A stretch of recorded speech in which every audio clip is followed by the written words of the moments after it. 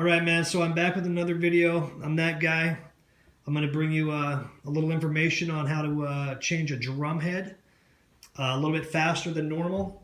And what we're going to do today is we're going to remove that old nasty coated Gretsch head, and we're going to put on one of the new Roland MH2-14 Powerply dual ply mesh heads that you would use for an electronic kit or the V drums. Or in this case, we're going to turn this acoustic snare into an electronic snare. So we're going to do that here in just a minute. I'm going to show you the different tools I can use, or you could use, and the ones that I use. Those of you who know, there's a couple of different ways to take a drum head off of a drum. And, most of you are used to this little deal right here, which takes a long time. It can be a pain. For a few bucks, you can buy this little tool right here that'll go right in your drill. It's got a square lug head hole in it, and it fits perfect in your drill, and you'd use that, and it makes the job much faster. So we're going to do that really quick. We're going to put that in the old Bosch drill, and we're going to set it up.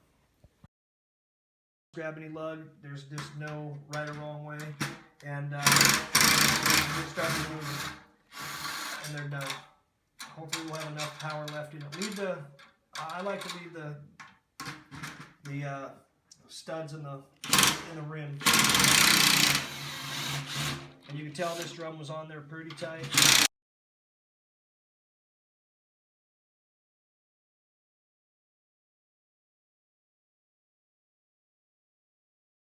Once everything's loose, just pull your rim off. I just set my rim off to the side, out of my way.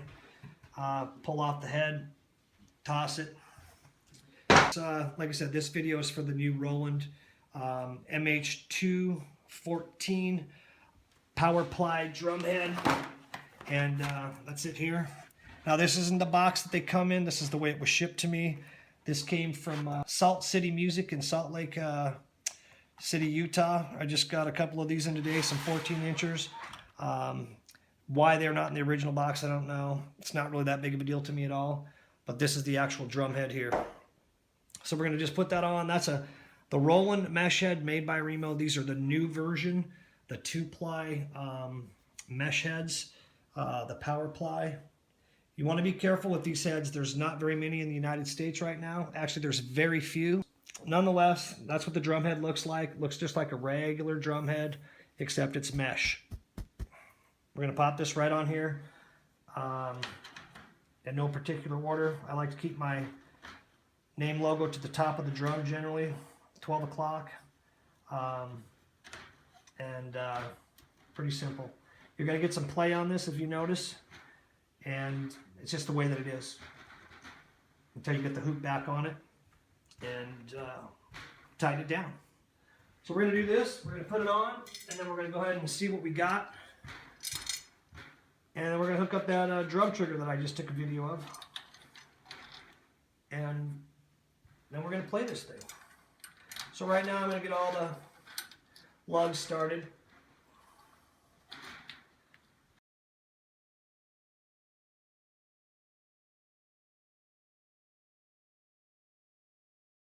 Working this around nice and slow. Starting with the one giving me the most trouble.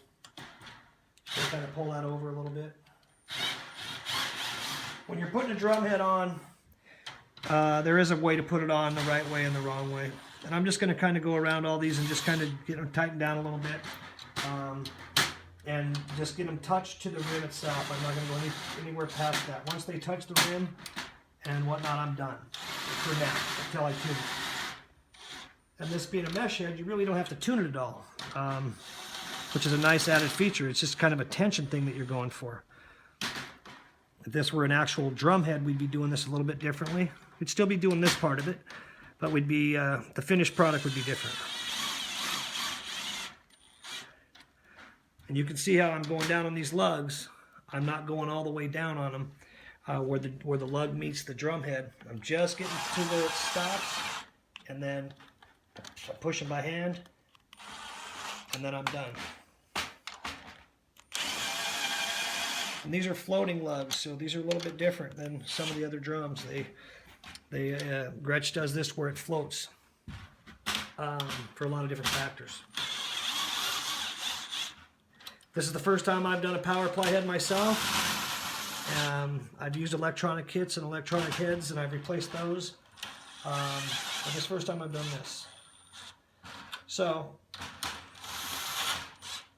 we now have the drum head all the way on, and the drum rim is on snug. And now we'll just go ahead and thump it with a drumstick and see what we got. So it's pretty soft. You can see it's got a lot of room to go. And of course we'll take the spring off for the electronic part of this. But imagine now how quiet it is when you're playing. You're not going to bother anybody. Because I know what I'm doing, I've done this a few times, I'm going to go ahead and use the drill to keep going. But I've got an idea of what I'm doing and how I'm doing it. So this is the part where I want to be going on a pattern to put the drum kit on. So you want to do a crisscross pattern. And I'm going to go here, here, and then I'm going to go here. That one's pretty tight. I'm going to bounce over to here, pretty tight. I'm going to jump up to here now. I'm going to jump down here. I'm going to jump up here and down here. And we've jumped and we've hit every lug now. Just that little bit will make a big difference in how tight this pad is, if you can see that.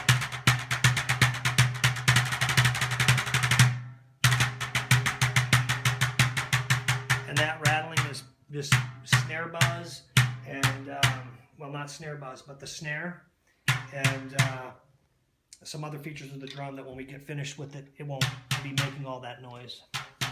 But we can go a lot tighter, and we will. And at this point, I will now grab my trusty drum tuning key, and I'll give everything a little, see that one's really loose. I'm just going to get it to where it just stops, and I'm going to give it 3/4 of a turn.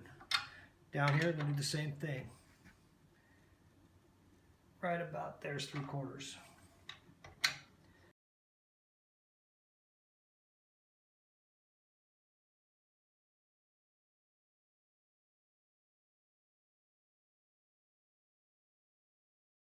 Now the drum head's gotten a little bit tighter, as you can see. And what I like to do when I do a drum head is I kind of like to put them on and just kind of press on the center. And don't overdo it, but give it enough to stretch it out.